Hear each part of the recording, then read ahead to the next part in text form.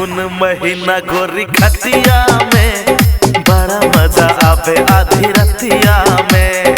सारा रा सचकी है गे छोड़ी लटकी एना ने कर तू मन करे मटकी है गे हरियर की है गे पियर की रंग लगे वो या ना सवर की। सारा रा सैया पटाखा लगे खटिया में रंग दिल चुली आधी रतिया में।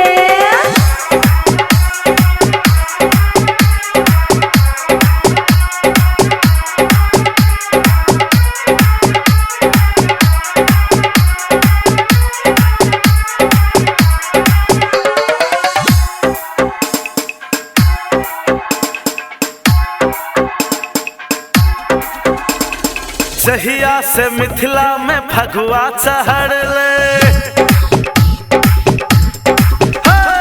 जहिया से मिथिला में फगुआ चढ़ले,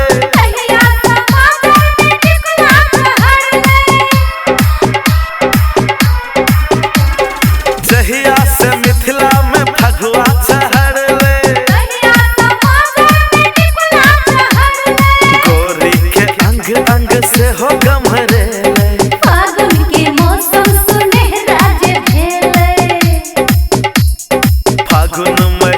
गोरी खटिया में ओ खटिया में बड़ा मजा आवे आधी रतिया में।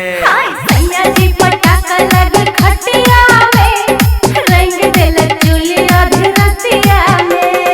सरर सरका है रे पतरका नाचे चमटका पिए चपटका पैसा न कौड़ी दिखा बज झटका।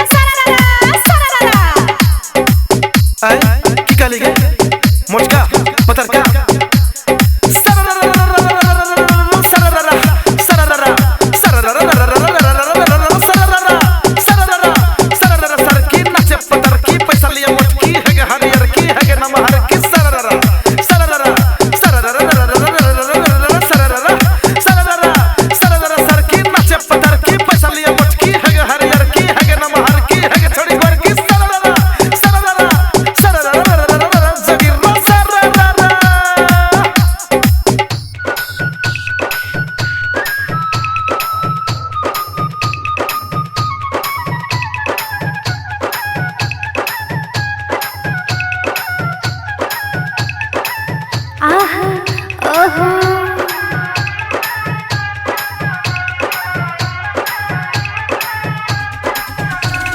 गोरखी पत्थर की जे ठुमका लगल के,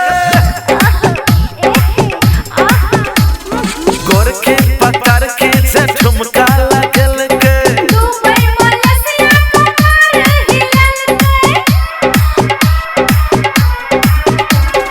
गोरखी पत्थर की जे ठुमका लगल के,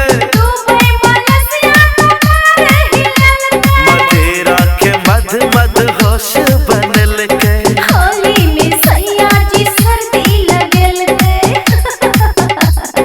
फागुन महीना गोरी खटिया में ओ खटिया में बड़ा मजा आवे आधी रतिया में।